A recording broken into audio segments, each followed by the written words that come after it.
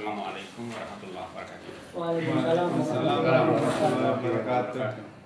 Ya, alhamdulillah pada malam ini kita kedatangan tamu, seorang peminat pengajian dari Bandung ya, Mel? Iya. Namanya Dewi, nggak tahu lengkapnya, nggak usah disebutin deh. Bandungnya mana ya? Bandungnya? Hegar mana? Hegar mana? Jadi Meli pada malam ini menjadi tamu kita. Tadi saya katakan bahwa kalau misalnya Meli mau ikut terus di acara malam ini, itu dia sudah ketinggalan. Karena kita belajarnya pakai kurikulum.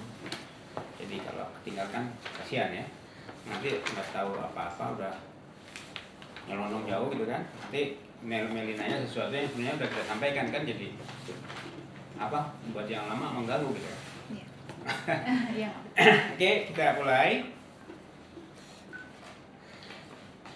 Bismillahirrahmanirrahim. Alhamdulillah.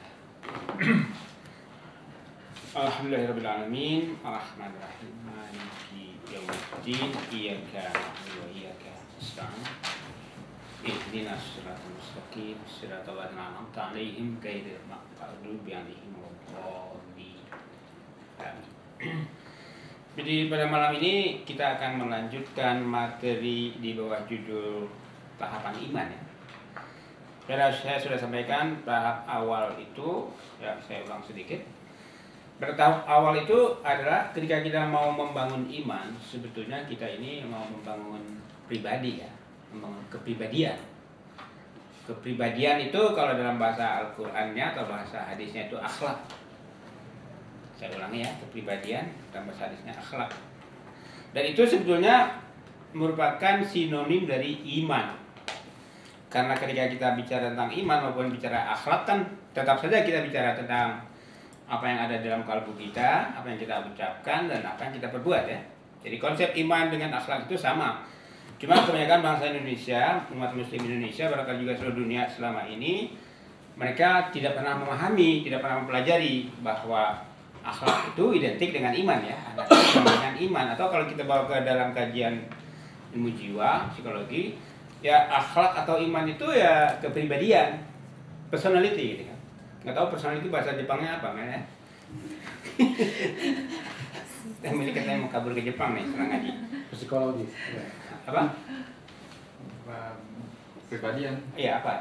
Apa dah? Psikologi. Psikologis. Apa? Psikologi. Kepribadian bahasa Jepang lu masih lagi lagi. Kalau karakter sih seikaku. Seikaku. Kalau bahasa Jepang. Nggak nyambung ini. Karakter seikaku. Seikaku bukan saya kaku ya. Bukan. Jadi saya ulangi bahwa membangun iman itu sama dengan membangun kepribadian. Dan iman itu adalah kata-kata dari akhlak ya. Intinya apa? Intinya adalah kita membahas apa yang ada dalam diri kita, dalam jiwa kita. Dan jiwa itu kan kita konkretkan menjadi apa? Jiwa itu apa sih konkretnya? Jiwa itu adalah pikiran dan perasaan ya. Jiwa itu adalah pikiran dan perasaan. Kemudian selanjutnya yang kita bahas itu adalah masalah lisan. Nah, lisan itu bisa berarti lidah, tapi juga bisa berarti bahasa. Atau kalau dalam konteks kepribadian, lisan itu adalah segala apapun yang kita keluarkan dari isi hati kita gitu kan, dari pikiran dan perasaan tadi. Jadi segala output. Nah, kalau yang tadi masuk ke dalam pikiran dan perasaan itu kan ilmu ya, satu ilmu menjadi input. Nanti outputnya itu melalui lisan, ucapan atau melalui aspek-aspek kebahasaan gitu.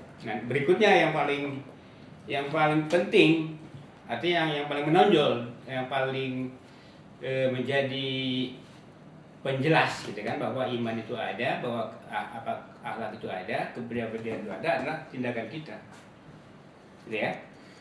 Nah, kemarin kita sudah bahas bahwa ketika kita bicara iman itu bukan hanya bicara masalah pribadi ya, walaupun iman itu iman secara umum ya, walaupun iman secara umum itu sama dengan kepribadian.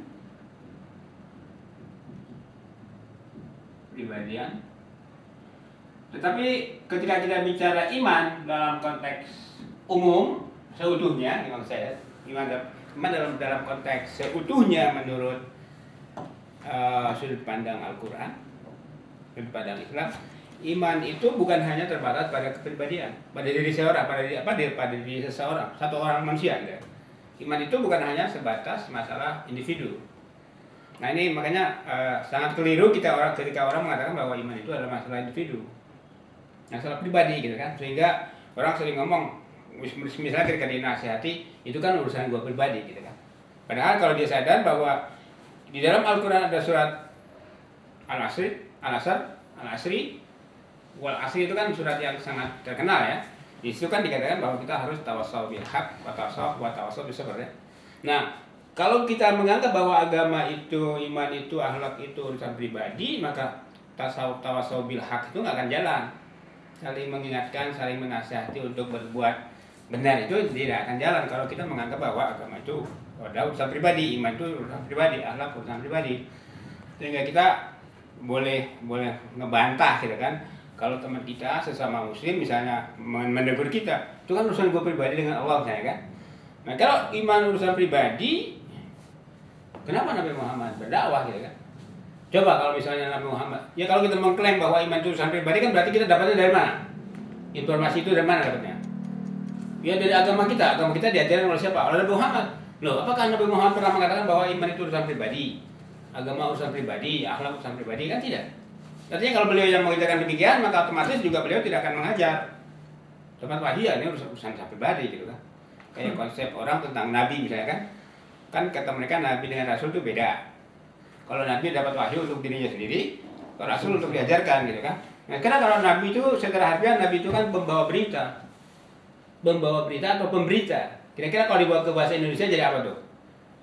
Wartawan. Kalau dikembalikan ke bahasa sono yang sekarang menjadi pengganti kata wartawan apa? Reporter. Apa reporter? Pelapor. Lalu Nabi pengertiannya aja pelapor, pembawa berita, penyampai berita. Lalu dapat wahyu untuk dirinya sendiri. Kontradiktif nggak? Ya di situ. Makanya karena kita ini selama ini ngaji belajar agama itu tidak pernah langsung mengacu pada sumbernya ya. Itu salah satu penyakitnya. Tadi saya katakan dalam obrolan itu kebanyakan orang kita itu belajar agama tidak mengacu langsung pada sumbernya.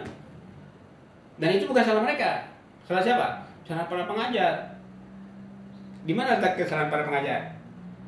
Letaknya itu pada kesalahan ketika mereka memilih sistem pembelajaran Islam. Di mana letak kesalahannya persisnya itu? Mereka mengajarkan Islam itu melalui ilmu fikih. Apa salahnya ilmu fikih? Ilmu fikih itu diakui oleh para sarjana sebagai ilmu yang menyederhanakan ajaran Islam. Artinya kalau ajaran Islam itu bersumber dari Quran dan hadis, fikih itu menyederhanakan. Atau dengan kata lain sebetulnya fikih itu membuat Quran dan hadis itu menjadi minimalis. Saya ulangi ya. Fikih itu, ilmu fikih itu yang menjadi sumber ajaran Islam sekarang, dianggap sebagai sumber ajaran Islam sekarang, bahkan dikatakan sebagai ilmu syariah ya, sebutan lainnya itu ilmu syariah. Itu merupakan ilmu yang sebetulnya sangat minimalis. Meminimalisir Quran dan hadis, katakanlah seperti itu. Artinya Quran menurut sunnah Rasul itu disimpelkan, diminimalisasi oleh fikih. Nah, apa yang terjadi terhadap umat Islam ketika kita belajar dari ilmu fikih? Umat Islam tahu syahadat, sholat, zakat, puasa, haji dari mana? Dari Quran atau dari ilmu fikih? Ilmu fikih kan? Ya kan? Nah, kalau udah jalan dengan ilmu fikih, menjalankan rukun iman, mempercayai rukun iman, menjalankan rukun Islam, ya kan? Mereka perlu belajar Quran nggak? Perlu belajar Quran nggak? Enggak, hampir enggak. Tapi karena mereka sholat belajar. Belajarnya ngapain? Belajar Qurannya hanya membaca, hanya mengucapkan, hanya membunyikan. Pengen ngerti nggak? Kebanyakan enggak. Nah, itu bencana yang diciptakan oleh fikih. Saya sering mengulang ini dan pasti akan banyak orang yang marah gitu kan. Tapi nggak apa-apa, emang itu kenyataan seperti itu. Artinya kenyataannya melalui fikih, orang bangsa muslim itu menjadi asing dengan Al-Quran. Ya nggak? Terasa nggak oleh kita? Di situ. Jadi satu segi fikih itu membuat Islam menjadi praktis. Ya pokoknya kalau mau Islam bersyahadat misalnya kan, sholat gitu kan, puasa, pergi haji, udah selesai. Dapat pahala. Dapat pahala, semuanya dapat pahala. Semuanya menyelamatkan manusia dari apa? Dari azab neraka. Apa iya? Jaminannya apa? Nah, jaminannya apa? Jaminannya percaya. Percaya syukur, nggak percaya kufur, kan begitu kan? Para ustaz ngomongnya kayak gitu. Percaya syukur, nggak percaya kufur. Apa? Artinya kalau percaya bagus, nggak percaya berarti Anda kafir. Kafir itu hanya menolak gitu kan? Ya sebetulnya saya katakan sekarang, kalau Anda menolak fikih itu nggak apa-apa. Nggak dosa. Sebenarnya kalau Anda menerima fikih, Anda menjadi muslim yang seperti sekarang ini, yang asing dengan Al-Quran. Ya. Jadi saya ulangi, ini untuk menegaskan bahwa ketika kita ingin membangun iman, untuk iman katakanlah kita mau merenovasi atau membangun ulang, ya, merekonstruksi iman kita, karena ini juga ada syaratnya. Artinya kalau Anda sudah jenuh dengan yang ada, gitu kan, misalnya sudah belajar fikih dan nggak puas, ya Anda harus belajar seperti ini, gitu kan. Kalau enggak ya terus aja nikmati, silakan, nggak apa-apa menjadi muslim menurut perasaan Anda, gitu kan. Bukan muslim faktual, tapi muslim apa? Muslim Imajiner. Artinya menurut imajinasi Anda saja Anda berislam menjadi mukmin, gitu kan. Silakan. Kita tidak memaksa. Ini hanya alternatif ya, hanya langkah alternatif. Dan mungkin juga Anda punya alternatif aja, apa-apa, bebas. Kita tidak ada paksaan. Jadi kita bicara iman itu bukan hanya bicara pribadi ya. Kalau kita mengacu pada Al-Quran, pada Sunnah Rasul, bicara iman itu bicara, walaupun iman itu secara definisi bisa diartikan, bisa disamakan dengan kepribadian, tetapi bicara iman bukan bicara masalah pribadi. Karena bicara iman itu mulainya memang dari pribadi, kata Rasulullah, ibda binafsik ya. Saya katakan berulang-ulang, kalau Nabi mengatakan ibda itu mulailah.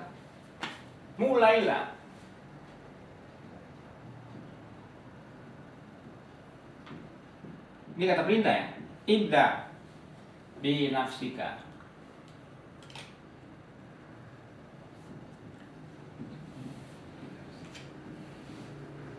Nah, pokoknya kalau Quran, Islam ngomong segala bentuk kebaikan, ibda binafsika, mulai dari dirimu sendiri.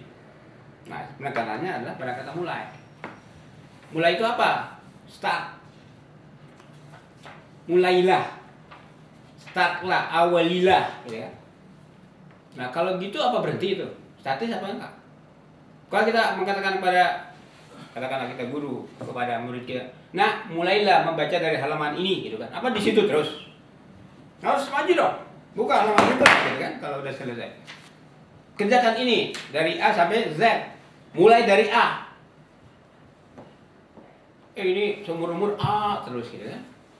Ya sama aja kita bersolat misalnya kan? Seumur umur yang dibaca ya udah, ini padahal perintahnya ibda gitu. Mulai dari situ boleh gitu kan, tapi harus maju dong.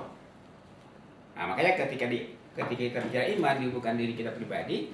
Diri kita pribadi itu sebuah starting point, sebuah titik permulaan. Untuk apa? Ya untuk membangun iman yang utuh. Jadi kalau misalnya orang sering mengatakan udkhulu fi silmi kafah di surat Al-Baqarah ya, masuklah kalian ke dalam Islam seutuhnya, sendirian. Kayak kita nanya kan, sendirian? Sendiri nih. Kalau masuklah kalian, berarti kalian gitu kan, berbareng. Berarti, nah kalau begitu bicara iman itu bicara manusia yang mau hidup bareng, gitu kan? Hidup bareng, di situ. Hidup bareng itu membangun komunitas. Mulai dari komunitas paling kecil sampai komunitas yang finalnya apalah entar. Ya, mulai dari diri sendiri, mengembang. Jadi kemarin saya katakan, setiap diri itu oleh Allah diciptakan berpasangan. Misalnya surat Yasin ya, jelas ya, antara lain surat Yasin ayat 36. Yang surat Yasin ini oleh kebanyakan umat Islam Indonesia atau seluruh dunia barangkali, itu adalah dianggap sebagai surat sakti, surat yang paling hebat lah dalam Al-Quran. Dan mereka biasanya membaca surat Yasin itu setiap malam Jumat ya. Nah, kalau mereka membaca surat Yasin setiap malam Jumat, entah malam lainnya boleh baca apa enggak gitu ya. Kalau yang dibaca cuma Yasin seminggu sekali, surat-surat yang lain entah dibaca atau enggak kita nggak tahu gitu. Benar kalau kita bicara Quran emang cuma Yasin doang. Walaupun misalnya dikatakan Yasin itu adalah inti Al-Quran atau apa gitu kan. Tapi kan bukan hanya itu yang harus dibaca, harus semua. Nah, cuma yang ingin jadi yang ingin saya tekan pada malam ini adalah bahwa dalam surat Yasin itu ada satu ayat 36 yang menyatakan bahwa segala sesuatu yang diciptakan Allah itu mulai dari diri kalian, semua yang tumbuh di bumi, yang ada di bumi, hidup di bumi ini, sampai pada hal-hal yang kalian tidak ketahui, semua diciptakan dalam keadaan berpasangan. Jadi subhanalladzi khalaqal azwaja kullaha mimma tunbitul ardu wa min anfusihim wa mimma la ya'lamun. Itu kan pasti dibaca ya tiap malam Jumat. Cuma dilewatin doang karena nggak ngerti sih. Yang penting selesai baca gitu kan, bacanya kan cepet-cepetan juga kan. Makin cepat makin baik. Kenapa? Kalau makin cepat makin baik kan makin selesai, nah bisa diulang lagi. Misalnya waktunya 1 jam, kalau dibaca lambat bisa 1 kali. Bisa cepat makan telepon. Kalau lagi orang meninggal, cepet-cepet Ya, makan telepon. Ya, bisa jadi kalau dibacanya pas orang meninggal yang terbayang itu ketika baca kan berkatnya ya. Makin cepat makin baik, makin cepat selesai gitu makin baik. Jadi ini ya, satu yang kita garis bawahi itu adalah bahwa setiap yang hidup itu setiap ciptaan Allah itu dibikin berpasangan. Bukan hanya makhluk hidup dalam arti manusia dan hewan, bahkan jelas ya tubuh-tubuhan segala macam itu diciptakan berpasangan. Nah, khusus untuk manusia yang masih jomblo misalnya, kalau baca surat Yasin ini kan jadi hiburan, ya kan? Kok semua diciptakan oleh Allah berpasangan kok? Masa kita enggak gitu ya? Masa hari jomblo terus?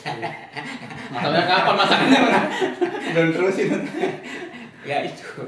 Nah, menikatlah. Kalau masalah kita ngomong berpasangan, kita ingat kata jodoh. Nah, kata jodoh. Kita mendengar ajaran dari orang tua. Wah, kalau bicara jodoh, maut, rezeki katanya kan? Apalagi? Ditentukan oleh Allah. Apa? Jodoh, rezeki, maut ditentukan oleh Allah. Nah, cuma pertanyaannya ini bagaimana Allah menentukan? Kita ambil contoh kasus. Ketika Nazar menikah dengan Muzdalifah, itu ditentukan oleh siapa? Pasti dalam pandangan umum itu takdir Allah kan? Nazar bertemu Muzdalifah. Apapun alasan mereka bertemu gitu kan? Pokoknya mereka bertemu itu atas kehendak siapa? Atas takdir siapa? Takdir Allah. Berarti Allah menghendaki mereka bertemu. Berarti mereka berjodoh. Karena kita tanya, ketika mereka bubar, ini atas kehendak siapa? Kehendak masing-masing. Nah kalau jodohnya kehendak Allah, kira-kira mereka bubar bercerai kehendak siapa? Allah. Harusnya kehendak Allah juga dong.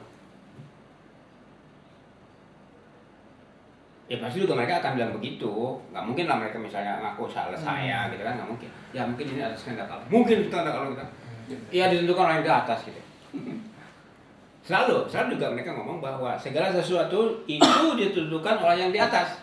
Nah sekarang saya tanya, bagaimana yang di atas itu memberi ketentuan? Apakah secara misterius? Kita tanya langsung ke masalah Quran. Quran itu berasal dari mana? Allah. Bukan dari Allah, Mam, dari atas.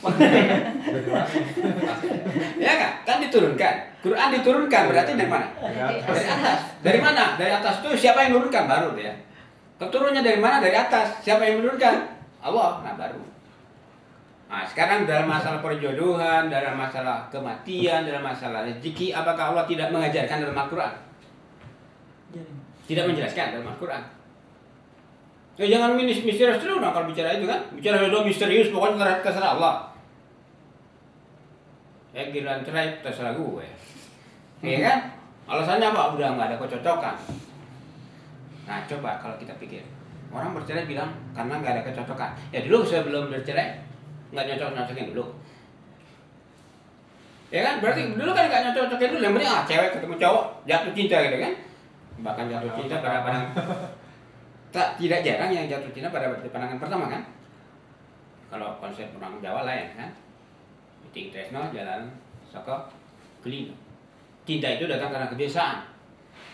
bisa ketemu, bisa ngobrol, bisa berdoa, biasa makan bakso bersama gitu kan, biasa ngajarkan PR bersama atau apa bersama. Lama-lama jatuh cinta. Tapi banyak juga yang begitu saling pandang ketemu di mana aja gitu kan, jatuh cinta. Artinya cocoknya di mana kalau gitu? Saling jatuh cinta gitu kan pada barang pertama. Menikah ditentukan oleh jodoh karena Allah. Tapi kalau kita usut lebih lanjut, cara Allah menentukan jodoh itu bagaimana? Apakah secara misterius? Imam. Adam, Hari, Imam, Meli. Pokoknya Allah yang menentukan ya. Pokoknya nanti diadu sama siapa, nggak tahu deh. Pokoknya misterius gitu kan. Tapi kan kita mengakui bahwa Allah itu menurunkan ajaran, menurunkan konsep hidup kan, tunjuk hidup. Apakah dalam Al-Quran tidak ada ajaran Allah yang menjelaskan tentang jodoh kita gitu kan? Ada kan? Artinya kalau nama per nama memang enggak gitu kan, nggak disebut gitu kan, misalnya Meli akan berkawin dengan siapa gitu kan? Enggak. Tetapi, nah ketika Meli menyatakan dia beriman, Adam menyatakan dia beriman, Hari beriman, saya beriman, itu kan menjadi kelompok beriman kan? Nah, oleh Allah dalam hal perjodohan tadi dalam surat Al-Baqarah ayat 221 misalnya. Tadi yang pertama menyatakan bahwa Allah menciptakan satu segera berpasangan ya. Itu di surat Yasin ayat 36 antara lain. Kemudian yang menyatakan bahwa Allah menentukan jodoh kita itu di dalam surat Al-Baqarah ayat 221. Nah, yang perlu diperhatikan di sini karena Quran itu diajarkan kepada yang mau saja, kepada yang beriman, yang mau beriman, maka ayat 221 itu tentu hanya ditujukan kepada yang beriman. Masa orang kafir diajak ngomong? Ya kan? Kan pasti yang beriman diajak ngomong. Walaupun yang beriman itu kan berproses, mulai kan dari kafir juga gitu kan. Emangnya Nabi Muhammad langsung jadi orang soleh gitu kan, jadi orang beriman kan enggak. Nabi Muhammad juga ada titik awalnya kan? Ada titik apa tadi ibadahnya kan? Ada titik awalnya, titik permulaannya. Nah, di dalam surat Al-Baqarah ayat 221 itu jelas konsep perjodohan ditegaskan di situ. Bagaimana bunyi ayatnya? La tunkihul musyrikina. La tunkihul musyrikina atau musyrikat. Nasihatnya kan pertama-tama yang dijadikan lawan bicara pertama itu kalau saya tidak salah laki-laki atau perempuan? Lihat 221. Iya, 221. 221 Alatan kihu musyrikati. Jadi yang pertama diajak ngomong itu latun kihul musyrikati, berarti janganlah kalian ya laki-laki yang mukmin menikahi wanita musyrik. Ya. Hatta yu'mina, sampai mereka menjadi beriman. Kenapa alasannya? Wala amatun mu'minatun khairun min musyrikin. Karena sungguh wanita budak wanita, katakanlah wanita dalam derajat budak menurut pandangan manusia itu lebih baik kalau dia beriman. Jadi itu yang pertama ya, kepada laki-laki yang mukmin jangan menikahi wanita yang musyrik. Karena seandainya misalnya kalian tertarik pada kecantikan wanita musyrik itu, di hadapan dalam pandangan Allah, wanita budak berderajat budak, katakanlah bahasa sekarangnya itu apa? Babu, pembatu gitu kan. Jongos atau apa? Kalau jongos laki-laki. Jongos kalau bahasa Sunda itu akronim. Ditajong merongos. Ditendang marah gitu. Jadi wanita yang berderajat budak itu kalau dia beriman lebih baik daripada wanita musyrik. Walaupun dia itu menakjubkan kalian. Nah, sebaiknya kepada perempuan juga kemudian Allah mengatakan atau apa dah bunyi ayatnya? Yang untuk perempuan yang masih itu 21. Sampai hatta yu'mina tadi. Wala tankihu hatta yu'mina. Wala. Terus untuk perempuan wala amatun mu'minatun khairun min musyrikat. Terus walau a'jabatkum. Terus nah, ini untuk perempuan. Walatun kihul musyrikin hatta atau yu'minu. Nah, wala abdun mu'minun khairun min musyrikin. Nah, jadi ini kepada perempuan. Janganlah perempuan mau dinikahi oleh laki-laki musyrik. Karena laki-laki yang berderajat budak menurut pandangan manusia, dia lebih baik kalau dia beriman dibandingkan dengan laki-laki yang musyrik. Walaupun menakjubkan buat kalian gitu. Kenapa? Kenapa Allah membuat peraturan seperti ini? Nah, ini saya ulangi ya. Itu peraturan perjodohan dari Allah. Perjodohan dari Allah itu apa? Laki-laki berarti mukmin ya. Laki-laki mukmin, perempuan apa? Mukminah. Baru mereka ini jodoh.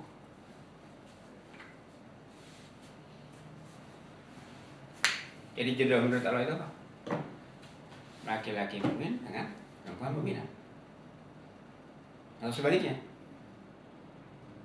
Tidak boleh si mukmin menikah dengan wanita musyrik. Sebaliknya, si mukminah tidak boleh menikah dengan laki-laki musyrik. Apa alasannya? Kata Allah dalam ayat itu, ulaika yad'una ilan nar. Ya, secara harfiahnya, mereka itu yang musyrik dan musyrikah itu mengajak kalian untuk masuk neraka. Tiga tergantung bagaimana kita mengadakan nerakanya ya. Neraka dunia kah atau neraka selama mati? Itu bangkrut. Iya, kalau pemahaman umum kan kalau bicara neraka selama mati ya. Padahal mereka mengaku ada juga neraka dunia kan. Kira-kira kalau rumah tangga berantakan, bercerai itu neraka dunia atau bukan? Sering juga mereka ngomong kan, aduh ini kayaknya gue hidup di neraka dunia gitu. Memang ada kok neraka dunia. Kenapa? Karena doa kita, Rabbana atina fid dunya hasanah wa fil akhirati hasanah gitu kan. Di dunia hasanah, fil akhirati hasanah. Kira-kira di akhirat hasanah. Mungkin aja benar. Nah, berarti hasanah itu dalam konteks ayat itu kebalikan dari nar. Kalau hasanah kebalikan dari nar, berarti sinonim hasanah apa? Jannah. Sinonim, bukan antonim. Sinonim dari hasanah itu jannah. Kebalikan dari jannah apa? Nar. Kebalikan dari hasanah apa? Nar. Kalau hasanah itu kebaikan, kebalikannya di dalam ayat itu adalah neraka. Berarti hasanah itu apa? Kalau neraka itu kehidupan yang buruk, hasanah adalah kehidupan yang baik. Menurut Allah. Menurut Allah. Jadi kembali ya, kalau bicara jodoh, Allah menentukan jodoh kita itu seperti itu, mukmin menikahnya dengan mukminah. Nah, terus bagaimana dengan yang lain yang musyrik? Kata Allah, kalau pezina silakan menikah dengan pezina. Ya kan? Itu di surat apa tuh? Ada yang ingat? Surat An-Nur, nanti dicari ya. Pezina silakan menikah dengan pezina. Berarti koruptor menikah dengan koruptif.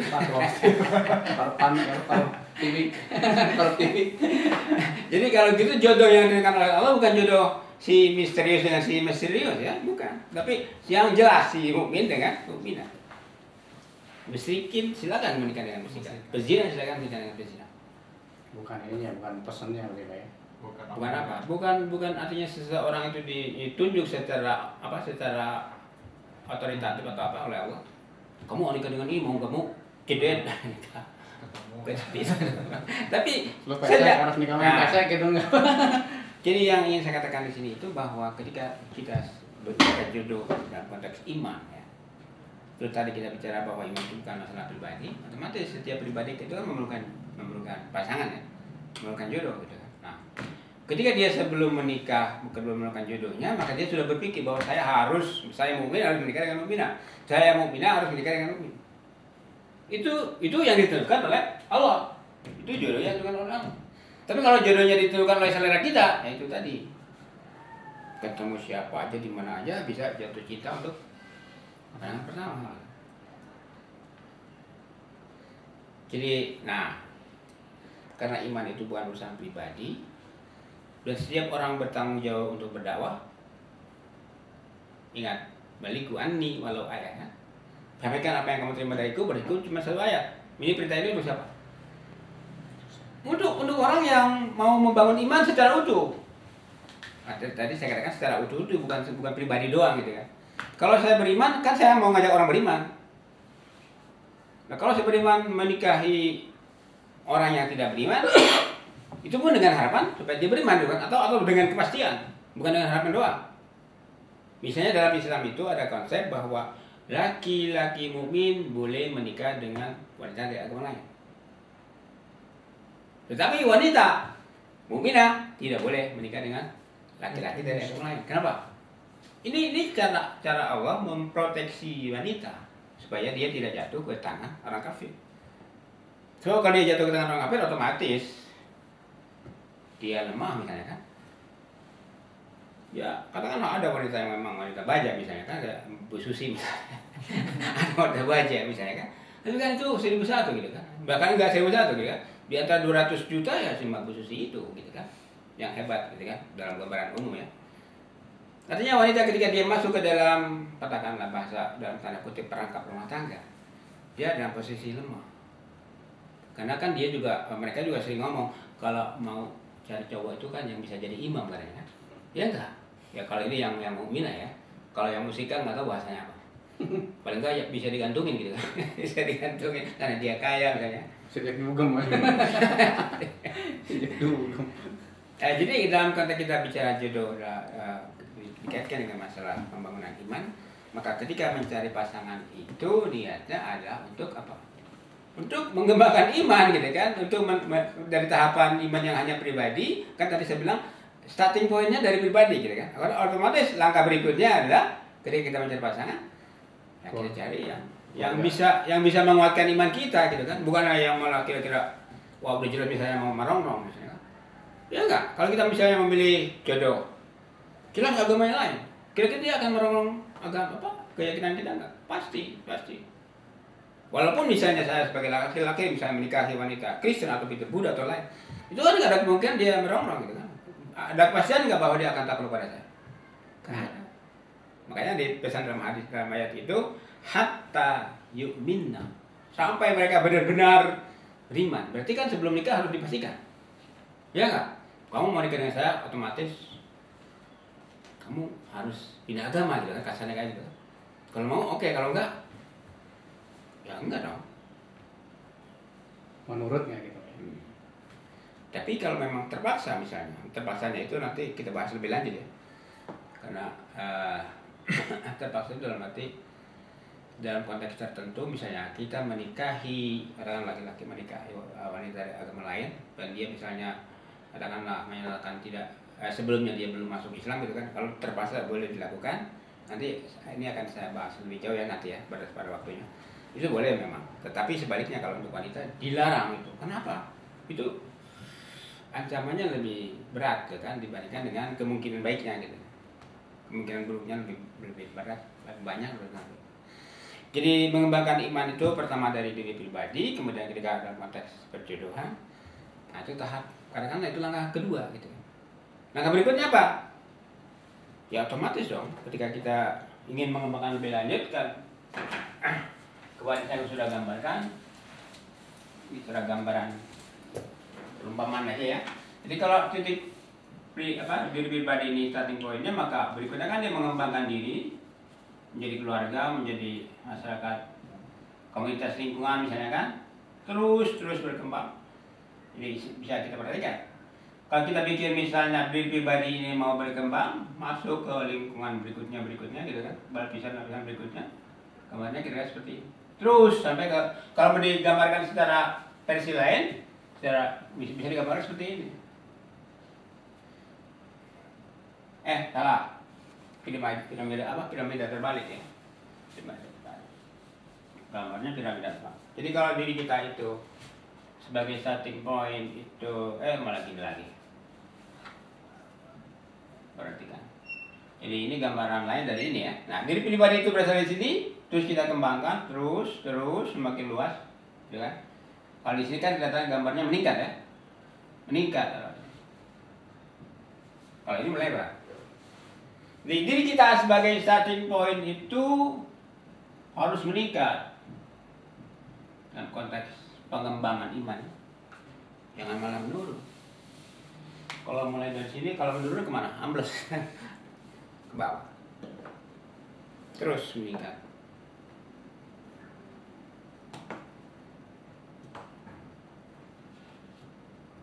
Bisa dipahami ya? Nah, meningkatnya itu kalau kita pakai bahasa Indonesia, dari diri pribadi menjadi sebuah rumah tangga. Nah, kalau bicara rumah tangga, Nabi mengatakan dalam sebuah hadis bahwa beliau itu akan bangga kalau misalnya nanti bertemu dengan Allah itu, umat beliau lebih besar dari umat yang lain, nabi-nabi yang lain. Jadi ini kebalikan dari konsep keluarga berencana ya, kalau kita ngomong kaitan dengan itu. Jadi Nabi itu senang kalau kita banyak anak. Bukannya anak, 2 anak cukup gitu kan, seperti konsep Orde Baru dulu ya. Sekarang kan mau diulang lagi, ya nggak, konsep keluarga berencana sudah. Bikin anak sebanyak-banyak. Ini kalau konsep Islam. Berkualitas maksudnya, Pak. Jangan ngomong kualitas, jangan ngomong kualitas. Kamu ngomongnya udah luar konteks. Kalau ngomong begitu berarti kamu tidak memahami bahwa kita lagi bicara dalam konteks yang iman, konteks yang benar. Jadi jangan dicampur aduk. Kita ngomong ke dalam konteks iman ya semuanya harus berkualitas. Kalau ngomong itu udah bukan di luar iman, udah ngomongnya di luar masalah iman. Masalah kafir. Masa ada orang beriman yang tidak berkualitas? Orang beriman harus berkualitas. Kenapa? Karena kata Allah, la tahinu wa la tahzanu wa antumul a'laun in kuntum mu'minin. Kalian jangan bersedih hati dan berduka cita.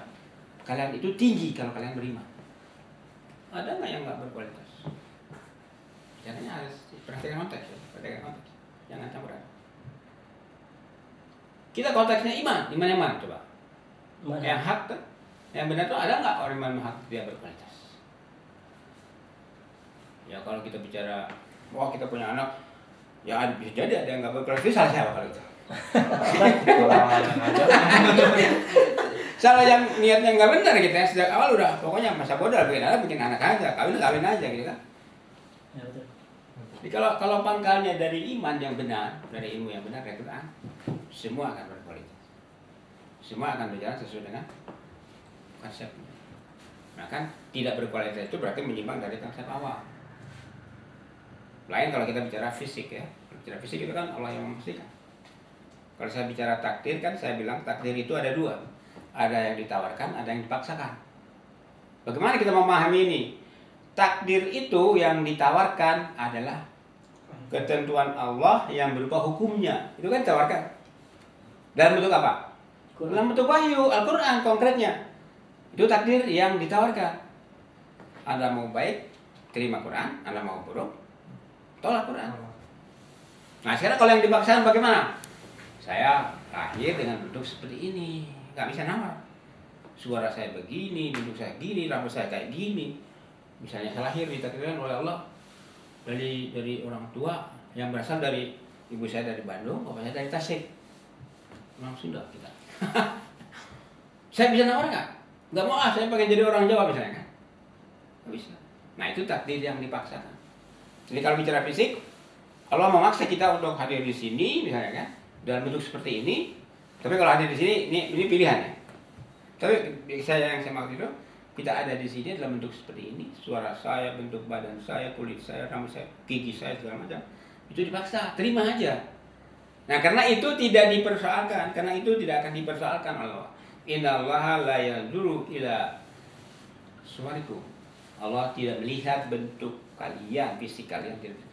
Walakin Allah yang dulu ila ma fi qulubikum. Yang dilihat oleh Allah, yang dinilai itu apa yang ada di dalam kalbu kalian. Saya bilang kalbu itu misalnya berarti jiwa. Jiwa itu konkretnya adalah pikiran dan perasaan.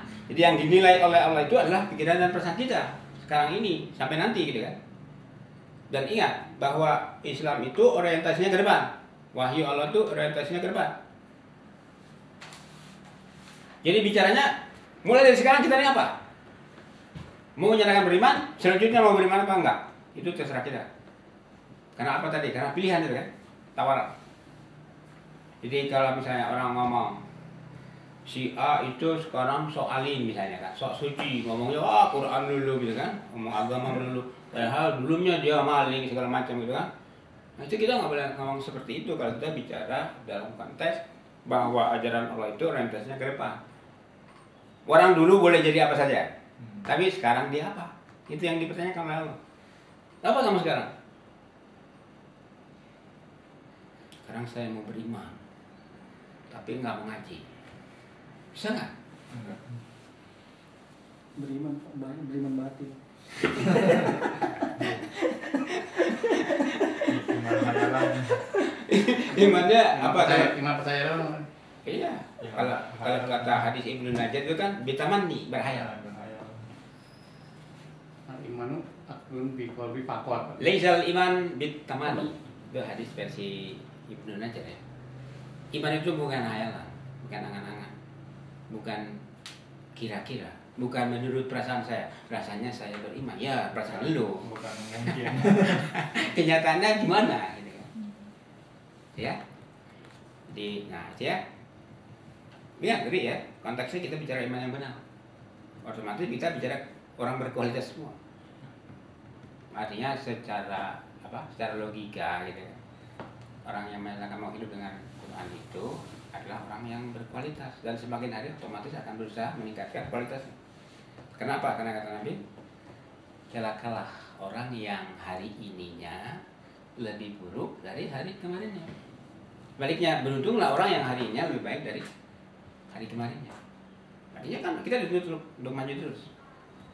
Tidak boleh statis gitu kan. Ini dalam hal apa coba? Kalau dalam hal yang misalnya kalau ukurannya adalah kehidupan kita sehari-hari, misalnya saya hari ini harus lebih baik dari kemarin, ada jaminan enggak?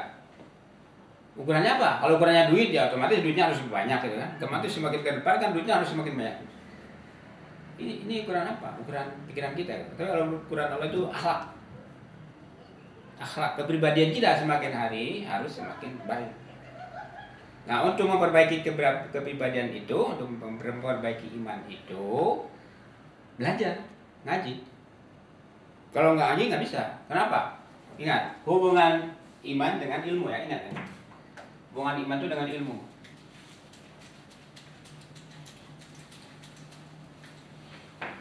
Hubungan iman itu dengan ilmu. Materi iman itu ilmu. Iman itu hubungannya dengan ilmun, sebuah ilmu. Ilmunya boleh apa saja. Ilmunya boleh yang ilmu hak, ilmu yang benar, atau ilmu batin.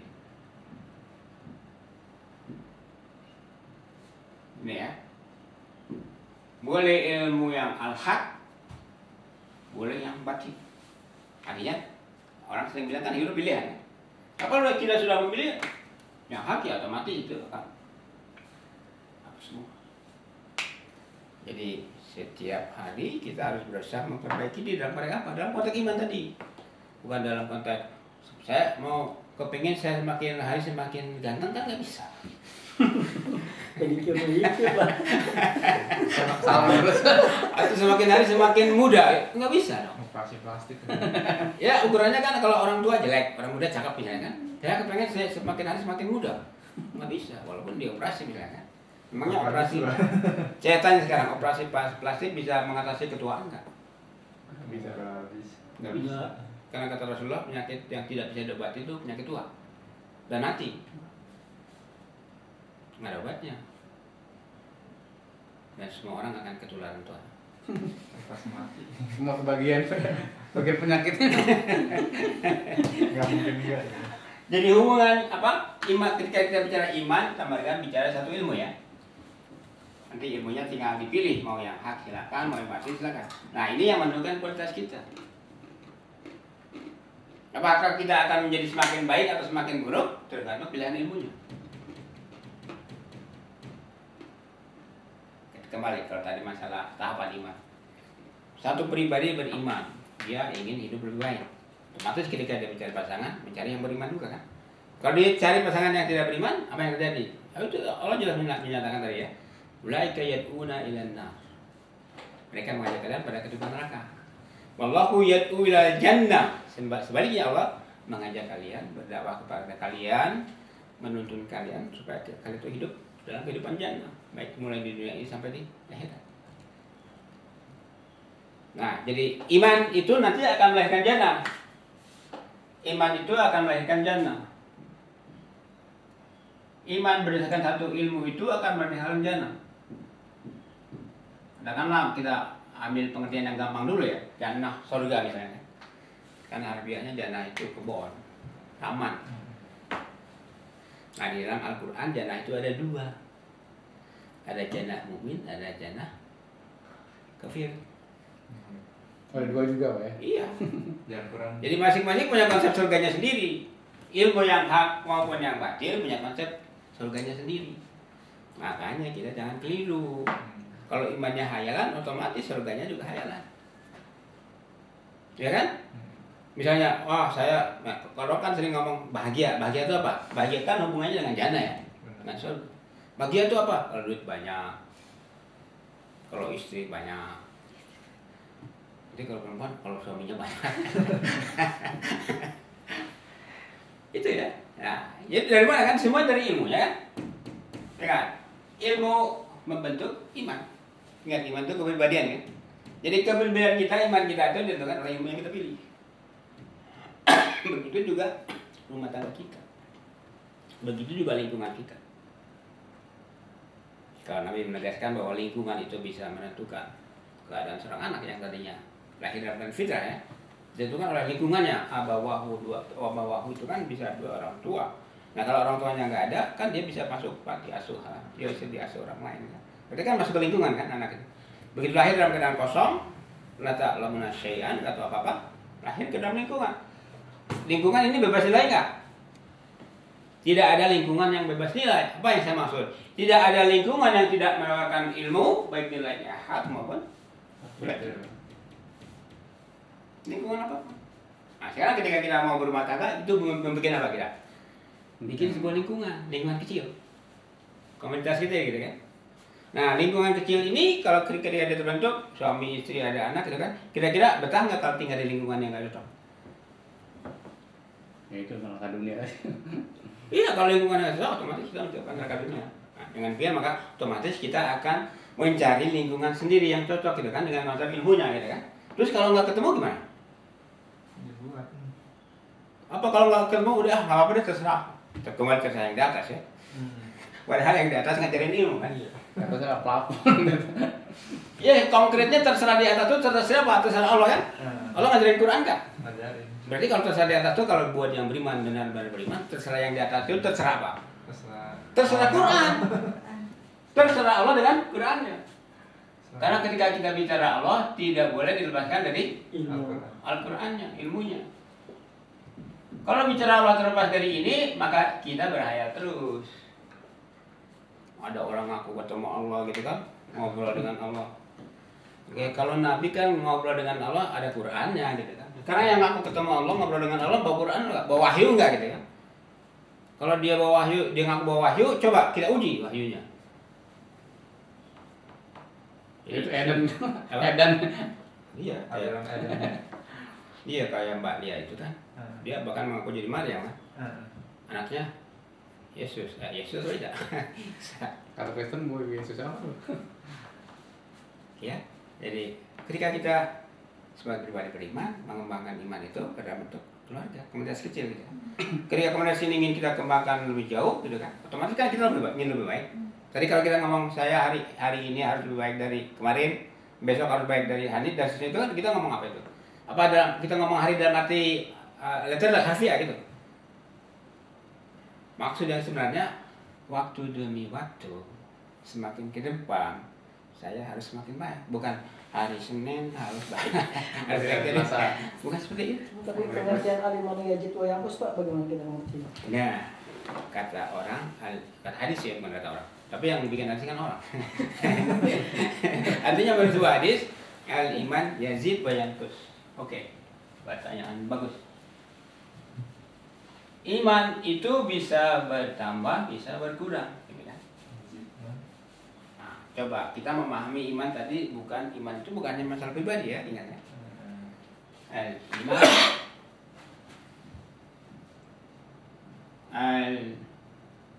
al-imanu yazidu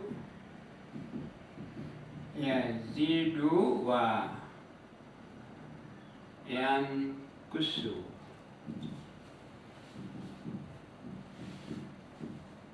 Iman itu bertambah dan berkurang.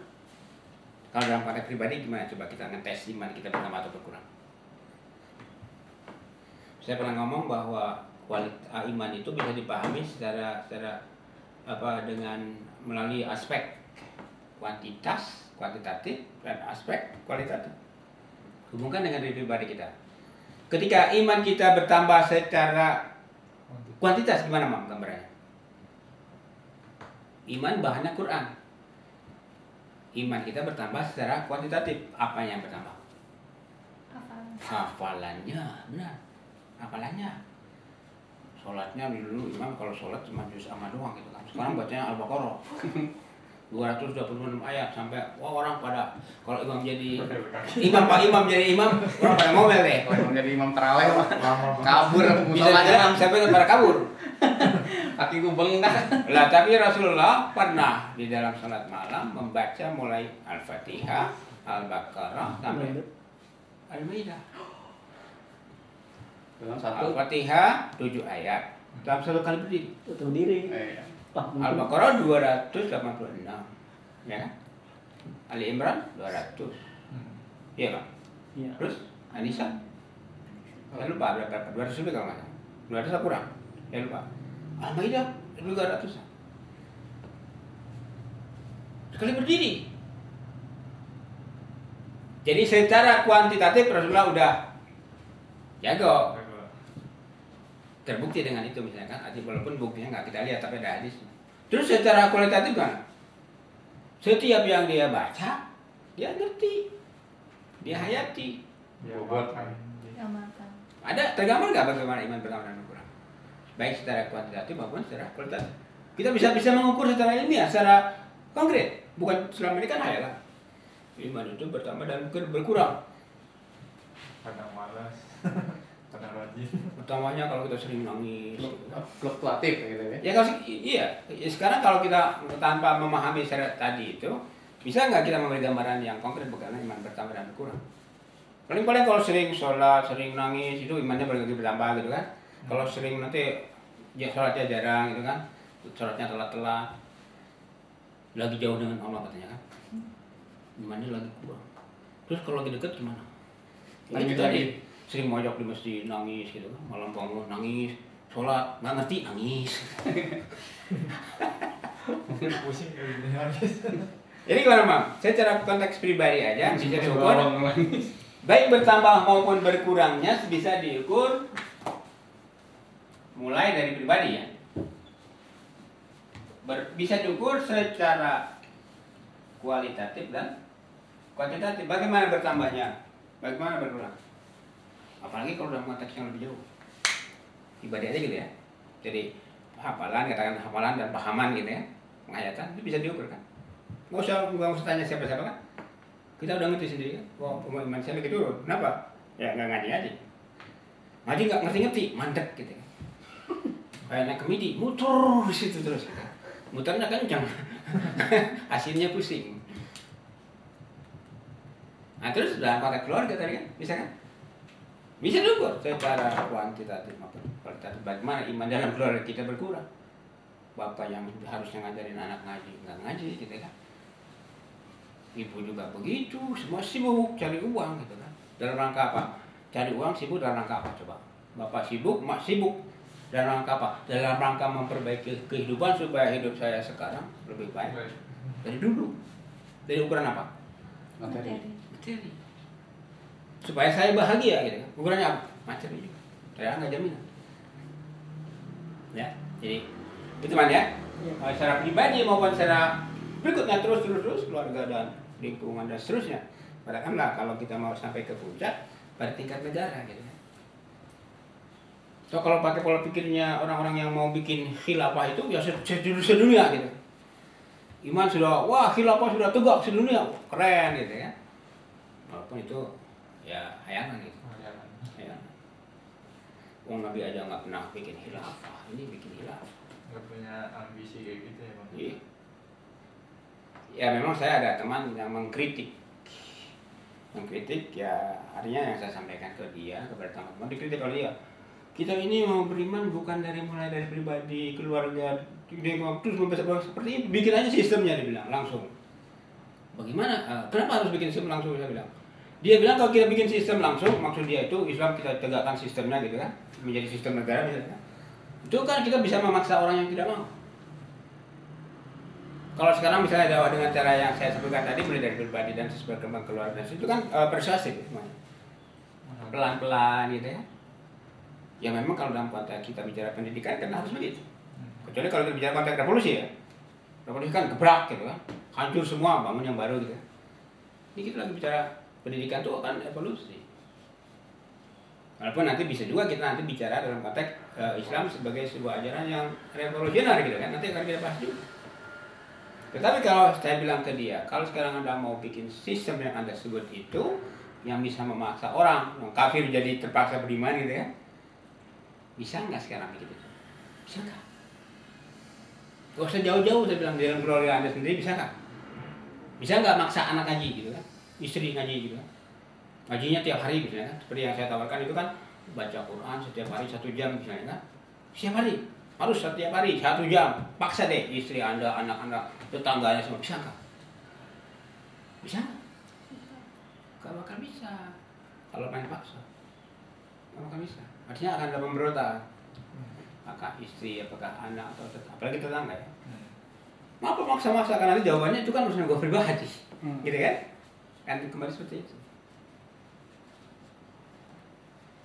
Jadi gimana? Iman itu Yazid, iman Yazid, terus bisa. Artinya ini kan bicara kemungkinan ya. Kemungkinan bisa meningkat, kemungkinan bisa menurun. Nah, yang menentukan meningkat menurun itu siapa? Ingat, kalau berbicara iman, kembali. Iman itu bermulai dari sebuah ilmu ya. Ilmu. Ada iman, ada ilmunya. Iman itu bermulai sebuah ilmu. Nah, ada iman, ada ilmu, kalau tidak ada pelaku bisa jadi nggak? Nggak ada orangnya bisa jadi nggak? Nggak bisa. Berarti harus ada mukminnya. Harus ada mukmin. Nah, mukmin itu kalau di dalam istilah yang umum secara kebahasaan ini adalah fa'il. Apa fa'il? Pelaku. Fa'ilunnya. Orangnya, personnya. Tokohnya. Konsep iman, konsep apapun boleh hebat-hebat. Kalau nggak ada tokohnya, nggak ada orangnya, jalan nggak? Jangan kan ilmu manusia, ilmu Allah aja nggak jalan kalau nggak ada orangnya. Jadi penentunya siapa kalau gitu?